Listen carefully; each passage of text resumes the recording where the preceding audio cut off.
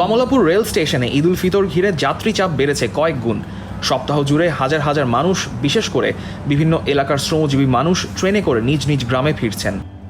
ট্রেনে ওঠার জন্য যাত্রীদের ধকল চোখে পড়ার মতো। দরজা বন্ধ থাকায় কেউ জানালা দিয়ে ভেতরে ঢোকার চেষ্টা করছেন, কেউ ঝুলে আছেন ট্রেনের বিভিন্ন অংশে। যারা ভেতরে উঠতে পারেননি তাদের অনেকেই ছাদে উঠে পড়েছেন।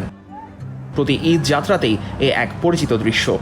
তবে চলতি বছর এই ঝুঁকিপূর্ণ প্রবণতা ঠেকাতে কঠোর অবস্থানে রয়েছে কর্তৃপক্ষ।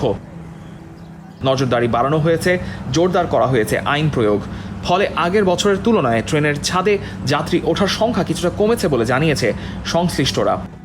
রেলওয়ে কর্তৃপক্ষ বলছে, ছাদে ভ্রমণ রোধে নিয়মিত অভিযান চালানো হচ্ছে। যারা ট্রেনের ছাদে ওঠার চেষ্টা করছেন তাদের নিরাপত্তার কথা বিবেচনায় অনেক ক্ষেত্রেই নামিয়ে দেওয়া হচ্ছে। এবার আমরা বিশেষ করে এই স্টেশন এরিয়াগুলো আমরা একেবারে সিল করে ফেলার চেষ্টা করছি, যাতে অবৈধ যাত্রী যাতে না ঢুকতে পারে।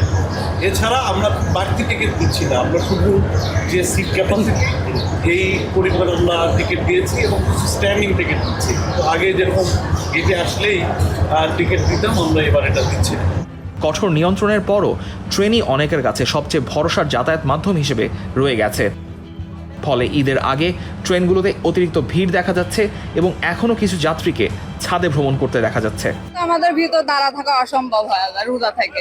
এখান থেকে যাবো, সারা রাস্তায় দাঁড়া থাকা লাগে ষাটমোড় পর্যন্ত। প্রত্যেকটা যাত্রী নিজেকে নিরাপদ অনুভব করে এবং অন্যান্য যানবাহনের তুলনায় এখানে দুর্ঘটনা খুব কম হয়।